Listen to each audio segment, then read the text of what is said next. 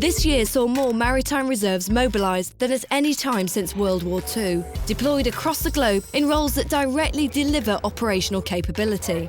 The Royal Naval Reserve media operators are there to provide media support to the fleet and shore establishments.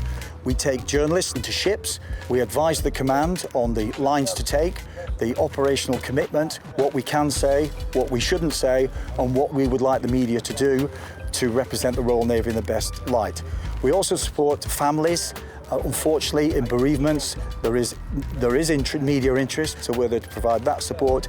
And we're also available to be Navy spokespersons in a time of operational requirement or in an exercise. I was employed as a liaison officer for Headquarters Joint Force Support, and I was basically working with the US Marine Corps within the Regional Command Southwest and basically interacting with them, trying to pick up what was going on, feeding it back into my headquarters to make sure that we were fully aware and conversant with what was going on. The role in Afghanistan that I fulfilled was very much a naval requirement, so it could have been filled by a regular or a reservist. And in fact, the guy that took over from me was a regular Royal Marine officer. My role as a linguist was to engage with the Somali-speaking fishermen and to translate for the commanders and the Marines on board RFA Fort Victoria.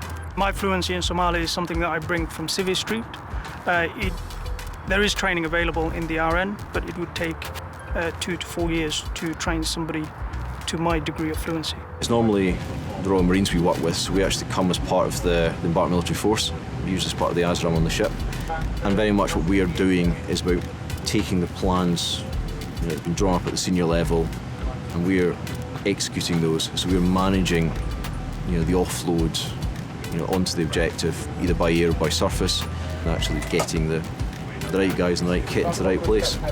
Future Reserves 20 is a £1.8 billion programme to fulfil a political directive to increase the roles and capability of the reserves for all 3 services over the next 10 years. The naval service element is £96 million to bring manning levels up, provide better individual and small team training, grow new specialisations and expand others such as logistics and medical. The target is 3,100 on the train strength by 2019.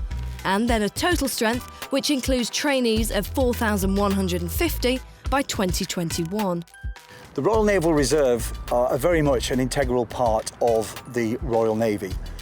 It's true to say that not many in the Royal Navy are fully aware of what our roles are. Interestingly, a lot of people don't know you're a reserve, because obviously there's nothing in the uniform to mark us out anymore. So you turn up on a ship and unless you actually tell people you're a reserve, nobody knows. In terms of perceptions, I think it's about the job you do. Particularly because people don't know you're a reserve. If you're doing a good job, people don't think about it at all. We basically provide an additional pool of manpower that the Navy can call upon at times of heightened activity, whether that's at peacetime or in operations or indeed major exercises. We both provide additional manpower but also niche skill sets both from our civilian and our reserve careers that we can bring to bear to the best benefit of the Navy. We're not there all the time, but when there is a requirement, then they can call upon us to fill those roles. They don't have to take their own trained strength, retrain them, regroup them, take them away from what they're doing. They've got someone ready, willing, capable and able to do that job, well trained, well motivated, wants to go in, support the Royal Navy.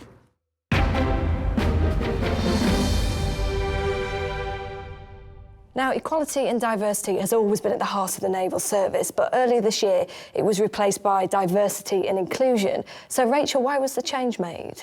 Well, we've dropped equality because it leads people to think that we have to treat everybody the same. But surely we should be treating everybody equally, shouldn't we? No, it's not actually, because all of our people are different. We need to treat them differently to get the most out of them.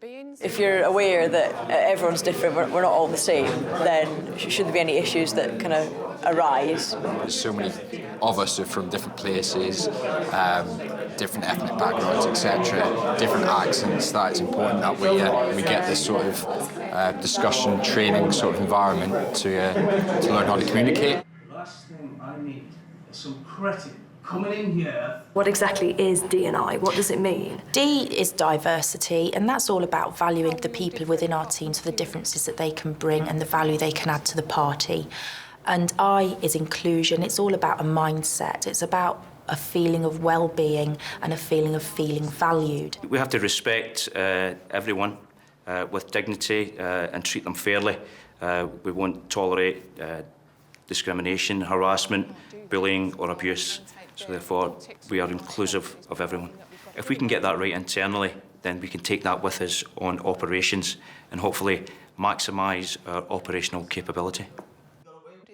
To mark the change in focus from E&D to D&I, a new training package is being launched in January.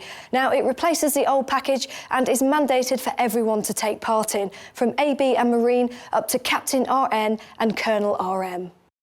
The course runs as part of all leadership training anyway, so everybody who goes through leadership training will take part in the course. But additionally, Equality and Diversity Advisors, EDAs, will deliver the course on board their ships or in their units as well.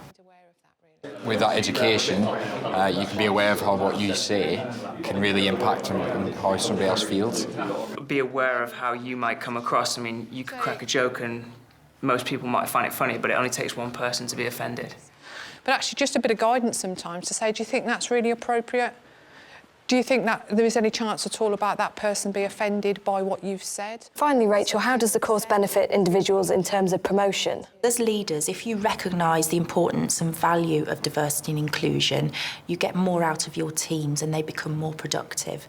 So you are a better leader and manager for it. But additionally, it's part of our terms and conditions of service to be aware and abide by certain rules and regulations that make up diversity and inclusion. D&I is clearly very important to both you as an individual and the Navy as a whole. So get on the course and play your part in the moral underpinning of our operational capability.